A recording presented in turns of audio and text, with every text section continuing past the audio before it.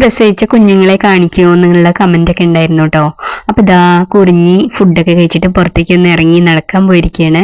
അപ്പോൾ അവളുടെ കുഞ്ഞുങ്ങളെ നന്നായിട്ടൊന്ന് കാണാമെന്ന് വിചാരിച്ചു. അപ്പോൾ അവൾ ഉണ്ടെങ്കിലും കുട്ടികളെ കാണാനോ എടുക്കാനോ തൊടാനൊന്നും ഒരു ബുദ്ധിമുട്ടും ഇല്ല കേട്ടോ. അവൾക്ക് നമ്മളെ ഭയങ്കര വിശ്വാസമാണ്. നമ്മൾ എന്ത് ചെയ്താലും അവൾക്കൊരു പ്രശ്നമില്ല കേട്ടോ. അപ്പോൾ ഇതാ 2 ആഴ്ച പ്രായമുള്ള കുഞ്ഞുങ്ങളാണ് കേട്ടോ. ഒന്ന് കുറിഞ്ഞിയെ പോലെ തന്നെ നല്ലോണം ഹെയർ ഉള്ള ഒരു വെള്ള പൂച്ചക്കുട്ടി, പിന്നെ ഒന്ന് ഒരു ആൺകുട്ടിയാണ്. അത് കാണുമ്പോൾ തന്നെ അറിയാം കേട്ടോ. ഒന്ന് ഫീമെയിലും ഒന്ന് മെയിലും ആണ്.